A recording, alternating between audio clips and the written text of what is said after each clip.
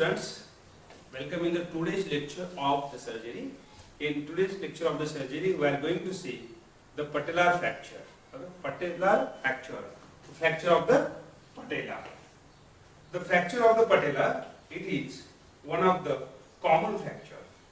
The fracture of the patella is one of the common fracture in the lower extremity, next to that of the fracture of the neck of the femur. As you have seen, the femoral leg fracture is the commonest in lower extremity. Second one, the commonest fracture in the lower extremity is the patellar fracture, isn't it? Now, the causes of the patellar fracture or the fracture of the patella are there. There are the two types of the trauma causes the fracture. The first of all, the patellar fracture is a traumatic fracture. It's always the traumatic fracture. As patella is not the common site of any pathological disease. So, it is a traumatic fracture. It occurs from the two types of the trauma, either the direct trauma or indirect trauma. And depending upon the trauma, there is a type of the fracture. So, we will see in the history diagram the trauma and the types of the patellar fracture here. So, it is, I said, it is the traumatic fracture caused by the two distinct type of the trauma there, direct and the indirect. And according to the trauma, there are the types of the patellar fracture. First of all, we will see the direct trauma. The direct trauma is what? Where the patella is directly exposed to the force of the violence or the trauma and causing the fracture. And this may be caused by, one is a direct hit on the patella. Isn't it? Direct hit on the patella is a hard object that directly stuck on the patella will cause the fracture. Or in case of the automobile accident, isn't it? When the person sit on the front seat, isn't it? And suddenly the accident is from front side is there. So the direct trauma will be on the patella. So direct hit will be there. Or with the stick. One is direct hit on the patella. And second, a fall on the patella with flagrant knee. Fall on the patella on the ground. When playing, while running or while playing, isn't it? While even sometimes walking, when a person falls with a flexed knee on the patella gets fractured.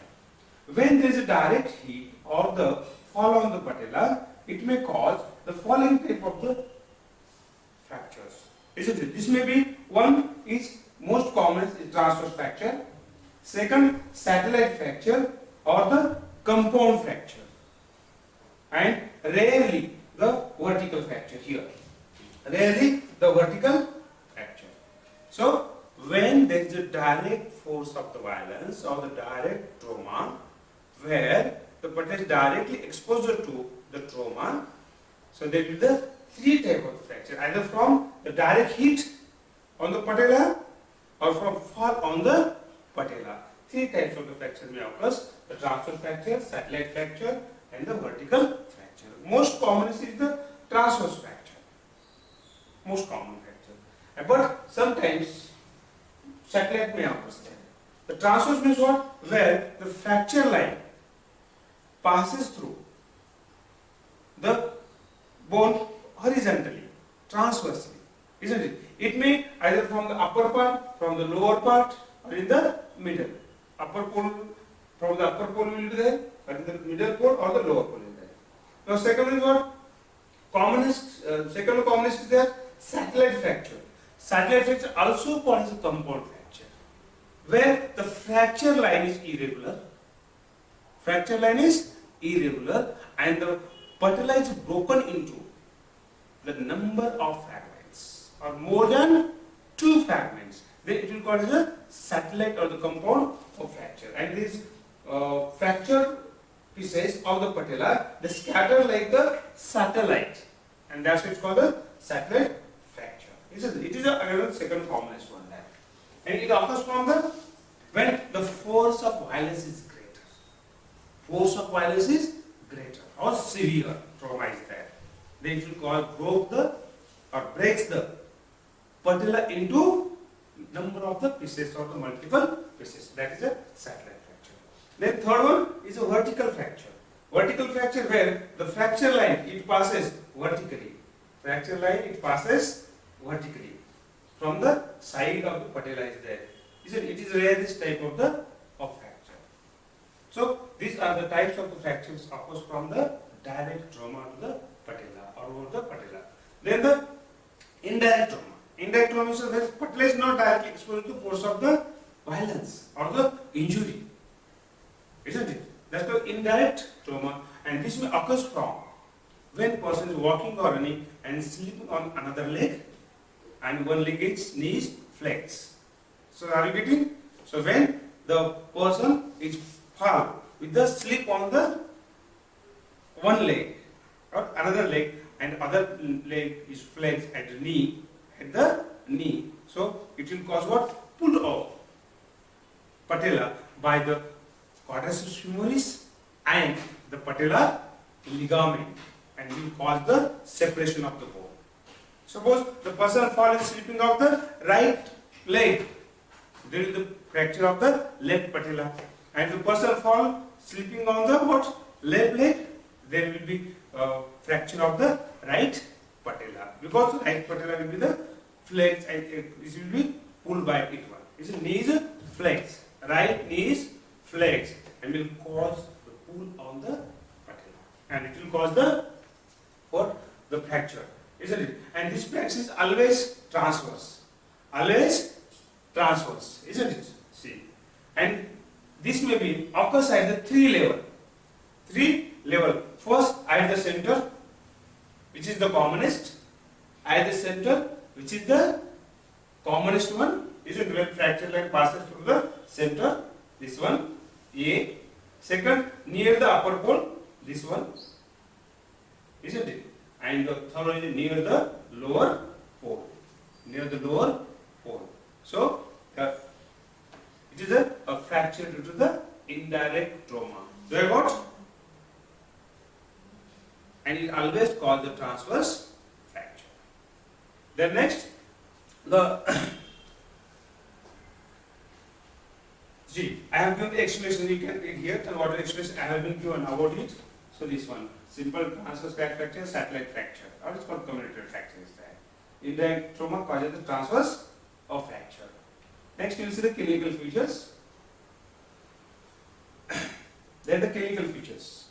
In the clinical features, see, the most common clinical feature is a swollen nail, but before that you have to write the history of injury. Because that will give a guideline to diagnose a fracture, what kind of the fracture will be there. Isn't it? History of injury. Either there is a direct trauma or the indirect trauma, or directly hit or fall on the knee. Isn't it? How forcefully trauma is applied. If the person fall by slipping, how does he slip? So that history of injury should be taken, and there is a history of the injury is there. And then the most commonest clinical features which frequently presents here is this first one. That is the knee is swollen. Isn't it? Affected is swollen. And the normal depression, what are around the knee? You will see dimples are there around knee, or depressions are there, that gets lost, isn't it? Or obliterated.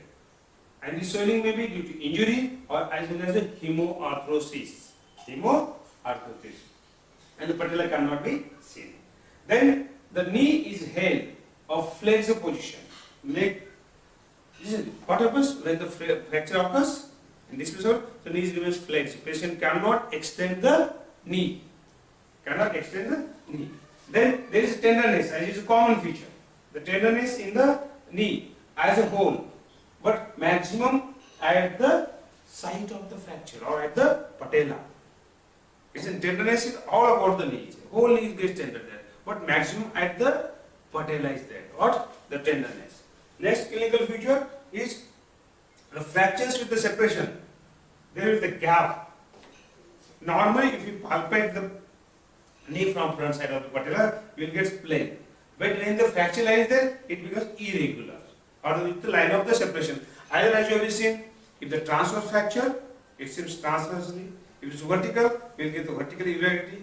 If it is satellite or the compound, you will get the more irregular feeling is there, isn't it? What? The fracture line separation, the gap in the bone can usually made by because the patella is subcutaneous bone. Isn't it? Can easily known.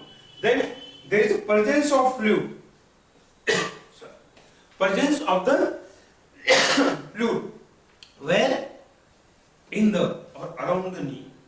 Mostly it is in blood. As I said already, hemarthrosis means collection of the blood around the knee due to the vascular injury, isn't it? To the vessels surrounding the knee joint, causing the or anastomosis around the knee joint. Isn't it? Sometimes there will be effusion of the fluid other than the blood. That's why silent effusion may be there due to trauma or inflammation. But mostly there is a hemarthrosis, collection of the blood around the knee. Then the patient is usually unable to lift the straight leg in case of the simple crack fractures. Between may be able to lift the straight leg. As I already said, the knee is mostly flexed. Patient is unable to straighten the leg. Except in some cases where there is no that much separation or the only transfer fracture, where sometimes patient can be straight with the difficulty. Is it? But most of cases, in most of the cases, patient is unable to straighten the leg. It means keep the flex. You understand? So these are the clinical features. Remember the swelling, position, and this filling of the gap. You can say the gap of the irregularity. Actually, the bone is a continuous patella, but when line of separation is there, there will be the gap in that plane surface is there, isn't it? Then next, the diagnosis should be made on the basis of the clinical features, and secondly, the X-ray can confirm the diagnosis, isn't it? So this X-ray can confirm the diagnosis as well as its nature, and the lateral view is more helpful while looking at X-ray. The condition of the congenital biparate patella should be kept in the mind. It differs from a fractured patella in the following points. Sometimes what happens? In some cases, there is what biseparate patella is there. Biparate patella is there. And that's why we may fill the gap. And that makes the confusion to the physician that either there is a fracture or the patella is there. But actually it is not a patellar fracture. So how you can separate this biparate patella from the fracture? By these points. Which one? The margins of the gap are smooth in whom? Biparate, but in the fracture they are irregular. Then each margin has a rim of a cortical bone. The gap is at the site unusual fracture, that is the superolateral corner. And in fracture, this line of separation may be anywhere, where as you just said, either the transverse or the vertical, as you see in the figure. But here it is a superolateral biparate, and the X-ray of the other knee shows the same anomaly, because it is congenital on that, it will on the both sides, bilateral. So that's why you have to take in such cases X-ray of the other sides also there, and that will confirm you that is the biparate patella or a fracture. So do you understand? So this is very important. Okay, to separate this biparate patella from the fracture patella by these points. Now coming to the treatment of the fracture of the patella. First one, the treatment of the simple crack of the fracture. Here in case of the simple crack of the fractures, we require only the conservative treatment. A conservative treatment is sufficient. The knee is kept in the plaster, immobilized for the at least the 3 weeks. It can extend up to the 5 to 6 weeks also, but usual time is 3 weeks. Then the plaster extends from the upper third of the thigh to the malleoli, the knee being kept in a 5-degree flexions, and if there is a considerable hemarthrosis, the joint is aspirated prior to plastering. So, conservative treatment in case of the simple crack. When knee is immobilized in the plaster should extend from upper 1/3 of the thigh, isn't up to the malleolus, isn't it? And this immobilization should continue for at least 3 weeks. It can extend to 4 to 5 weeks there, or even up to the 6 weeks if not healing occurs, isn't it? And remember, now before embolization, you have to see what, as already said in clinical features, hemarthrosis. If the collection of blood is there, if it is present there, but it should first, it should be aspirate and then have to embolize in the plaster. Then, treatment of the transverse fracture. The treatment depends upon mainly the age of the patient. Even this simple transverse fracture is there, the treatment depends on age of the patient, isn't it? If patient is below the 40, internal fixation of the fracture is advisable, and this may be done by the following methods, isn't it? In the cases there, patient is below the age of 40 years, because in a person below the age of 40 years, the healing of the bone is possible. Union of the bone is possible, isn't it? So here it can be done by internal fixation, can be done by the what? Using the screw or by using the wire, isn't it? Screw can be passed from the one fragment into the another fragment. So it can be immobilized, or internal fixation can be done by using the wire. So first of all, using the screw, 2 screws are passed from the lower pole of the patella through the fracture into the upper fragments, on one on the medial side, another on the lateral side. If the fracture line is there, so screw is passed from lower fragments into the upper fragments. One is on the medial side and another on the lateral side.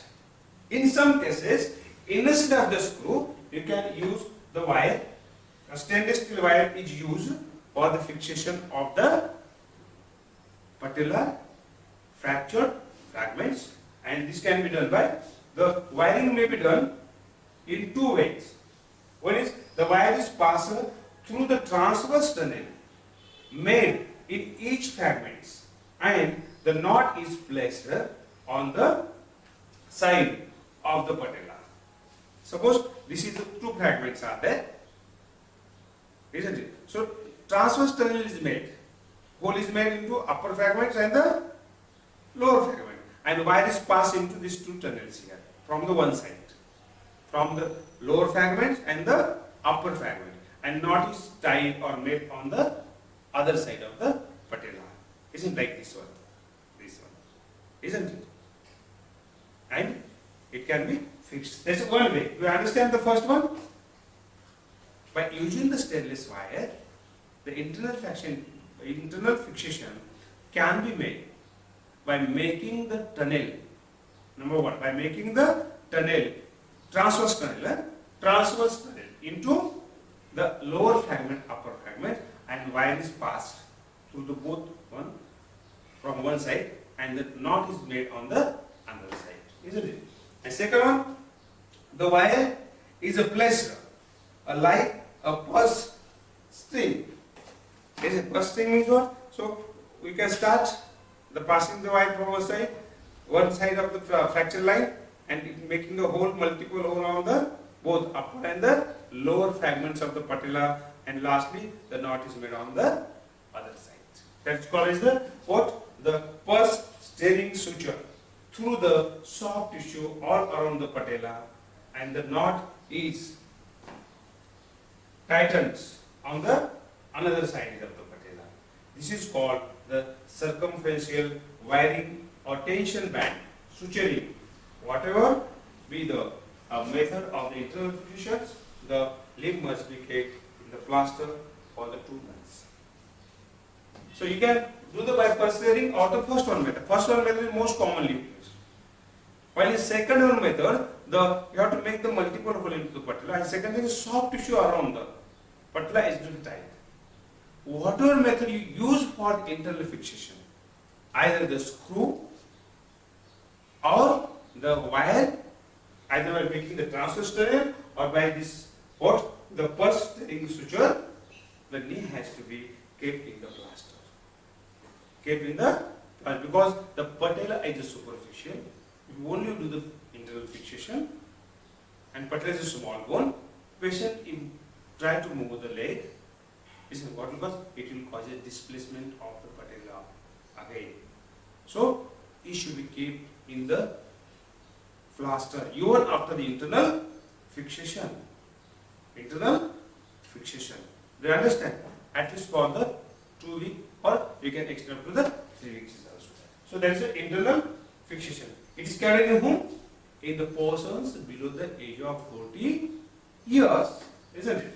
Then next one, in the patients above the age of the persons above the age of the 40 years, what you have to do? You have to do that internal fixation followed by 2 months.